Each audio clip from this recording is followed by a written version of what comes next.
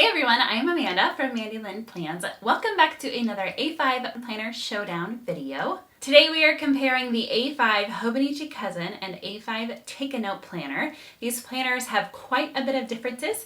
I'm excited to share those with you today. The Hobonichi Cousin has two options. There's a full year book where all 12 months, all the pages are in one book. There's also an avec that has the year broken down, 6 months a book. So we have January to June in the first book and then July to December in the second book. In addition to picking whether you want the full year or the half year, there's also an option on your language. There's a Japanese, Chinese, and English version in the full year. The avec, the two-book system, only comes in the Japanese version. For this walkthrough, I'm going to be using this second book of the two-book avec system. That's mainly because I already have a lot of stickers in the other ones, so I want to show you what the pages look like without those. Before we get into the spreads, here's how the sizes compare. The avec is this darker spine color, the Take a Note is in the middle, and then the full year cousin is this larger one. And if you aren't very familiar with Take a Note, you might be wondering how an entire year is so thin.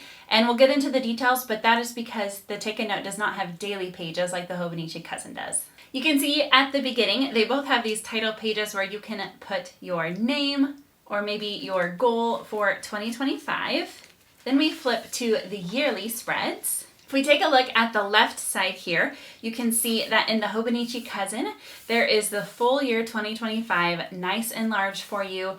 They are numbers here in the Japanese version with the Japanese characters for the days of the week. In the Take a Note, 2025 takes up just over half the page. You have the last 4 months in 2024 and the first 4 months in 2026, so that you have just a little bit of overlap there if you get your planner towards the end of 2024 and a little spot for you to be able to look ahead at 2026. In the Hobonichi Cousin, we have an entire 2024 taking up half the page and then 2026 taking up the rest of the page. And in the Take a Note here on the right side, we have this tracker for the year. There are just a couple boxes for each day that you could check off habits if you would like. So a little more useful personally, I think. So then we flip and we get to the yearly index pages. These spreads are laid out very similarly. We have 1 quarter per page, so 3 columns for 3 months. At the top, we have the month name and month number. In the Hobonichi Cousin, there's some slots for some check boxes. They have dates running down from 1 to 31. Here beside them are the Japanese characters of what day of the week it is.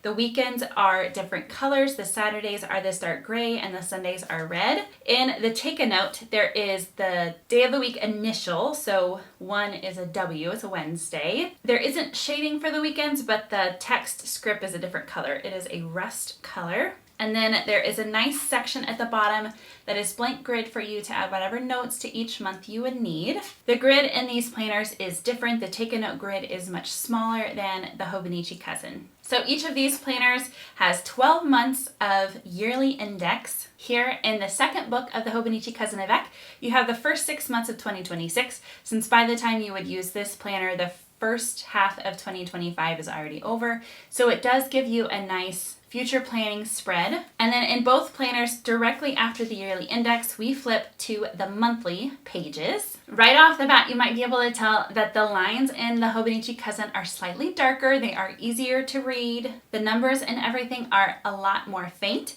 and smaller in the Take a Note. There's also a wider sidebar along the left side of the page. There's also a sidebar along the right side of the page, where the Hobonichi Cousin only has a sidebar over on the left. Here we see some more of that shading, that same rust color for the weekends. Oh, and there's also this top grid space if you want to do some fancy hand lettering for the month name. That would be fun up in the top. You can see some weekend shading here. Again, we have dark gray for Saturdays and then this red for Sundays. Holidays are also red wherever they pop up in the month in the Hobonichi Cousin. The Hobonichi Cousin also includes moon phases in the monthly section. They are both a Monday start calendar.